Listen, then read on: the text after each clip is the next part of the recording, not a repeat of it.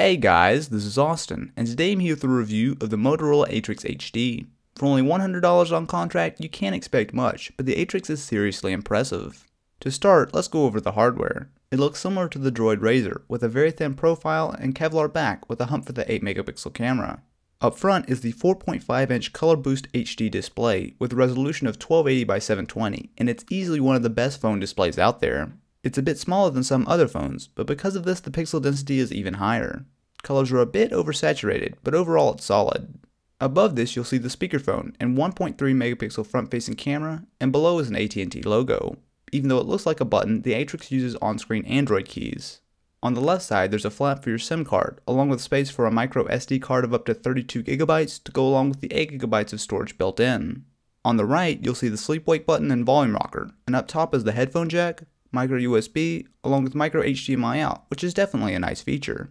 Fire up the Atrix and you'll see a mostly unskinned version of Android 4.0 ice cream sandwich. Most of the changes are cosmetic, such as new icons and a reskinned settings menu. There's also a very handy widget that lets you flip through the time, weather, and battery percentage.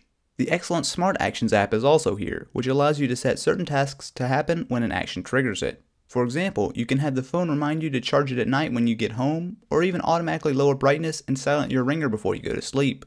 The Atrix is no slouch when it comes to performance. This is thanks to its 1.5 GHz dual-core Snapdragon S4, paired with 1GB of RAM. As this is the same combo you'll find in phones like the HTC One X and Samsung Galaxy S3, it's about as good as it gets in phones today. You'll also find support for LTE on AT&T as part of the deal.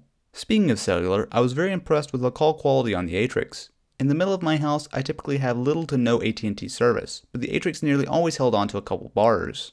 Battery life is reasonable, but nothing on the Razr Max. With moderate usage, I was barely able to make it through a normal day, but as I don't have AT&T LTE in my area, that likely helped the battery quite a bit. Moving on to the camera, the lower price finally becomes noticeable.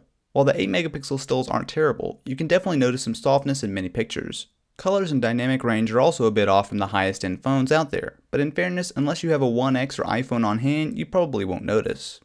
Alright, so I'm now recording using the rear-facing camera on the Atrix HD. So to help me demo this, I got my good buddy Sam. So hey Sam, you want to say hi? No? Not interested? Too busy being a dog? Yeah, I don't blame you. Overall, the Atrix is a really impressive phone that you can pick up from as low as $50 on Amazon. The design is a bit lackluster, and it would be great to have a better camera and bigger battery, but on the flip side, you're getting a phone with excellent specs, a top-notch screen, and a nearly unskinned version of Android 4.0. If you're looking for a budget phone on AT&T, the Motorola Atrix HD is definitely something you should check out. If you enjoyed this video, definitely be sure to leave it a thumbs up, and if you're interested in more videos like this, be sure to subscribe.